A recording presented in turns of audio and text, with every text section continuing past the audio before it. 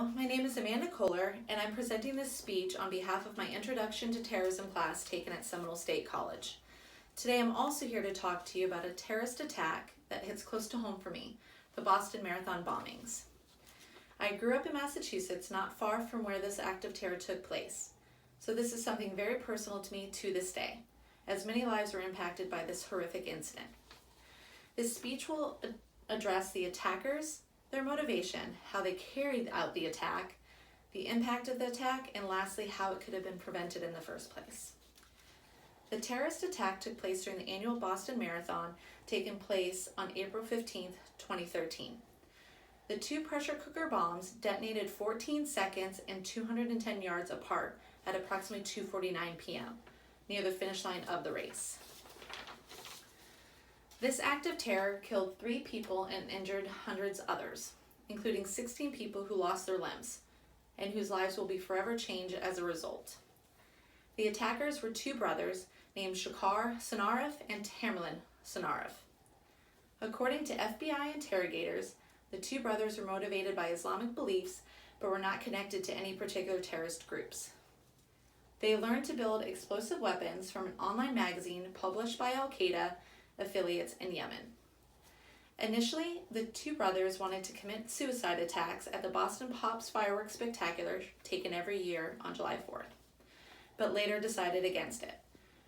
This shows that their intentions were to kill as many people as possible because of their Islamic beliefs. Shachar told investigators that him and his brother wanted to defend Islam and the U.S. and accused the United States of conducting the Iraqi war and war in Afghanistan against the Muslims. A CBS report revealed that Shachar had scrawled a note with a marker on the interior wall of the boat of where he was hiding. The note stated that the bombings were retribution for U.S. military action in Afghanistan and Iraq, and called the Boston victims collateral damage. In the same way, innocent victims have been collateral damage in the U.S. wars around the world. So who were Tamerlan and Shachar Sarnaouf? Well, Tamerlan was the oldest of the 2 brothers, born in 1986 in the Kalmyk Autonomous Soviet Socialist Republic, North Caucasus. Shachar was born in 1993 in Kazakhstan. They were half Chechen and half Avar and spent their childhood years in Kazakhstan. They later moved to Cambridge, Massachusetts in 2002, where the family applied for political asylum. Tamerlan had a history of violence. He was arrested in July of 2009 for assaulting his girlfriend, and his aunt also said in 2009 he had become a devoted Muslim, even posting videos on YouTube about it. After the bombing, many U.S. investigative organizations worked together to find the attackers, including the FBI, ATF, the CIA, and the DEA. Eventually, the investigation led these units to believe that the Sarnaouf brothers were the ones that were responsible for the terrorist attack in Boston. After being identified, the father of the 2 suspects claimed that the FBI had been watching his family and that they had visited his son's home in Cambridge, Massachusetts approximately 5 times, most recently in 2011, as preventative work, afraid that there might be some explosions that were taking place in Boston. Once the 2 brothers were identified, they immediately went on the run, fleeing the Boston area. The Boston Globe reported that Tamerlan purchased fireworks from a fireworks store in New Hampshire, hours after they started running from the law enforcement, which timestamped their location and direction. However, it seemed as if the brothers did this on purpose to throw the police off of the manhunt. While on the run, the brothers further engaged in terrorism and violence, shooting Sean A. Collier of the MIT Police Department 6 times in an attempt to steal his sidearm, which they could not get out because of the holster's retention system. Collier, aged 27, died soon after he was being shot.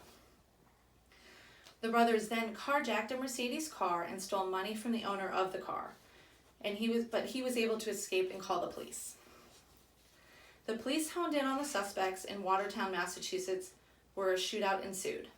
An estimated 300 rounds of ammunition were fired and at least 1 pressure cooker bomb and several crude grenades were thrown by the suspect. Could this have been prevented? That is a question we all ask ourselves when we reflect on events such as this one, and in my opinion, yes, it could have.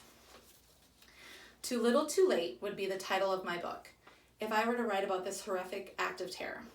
When Representative Michael McCaul, a Republican in Texas and chairman of the House Committee in Homeland Security, was asked about the bombing, he quoted saying, "I do think if we had taken a second look, we could have stopped this."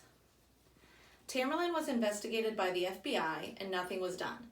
This seems to be the case with a lot of domestic terrorists. Investigations are routinely performed, but no actions are made. No actual prevention occurs.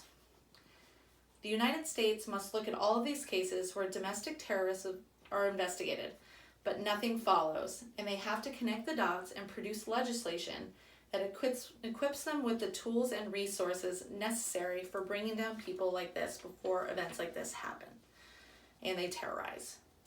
May we all learn from this and work hard to stop this from ever happening again. Thank you.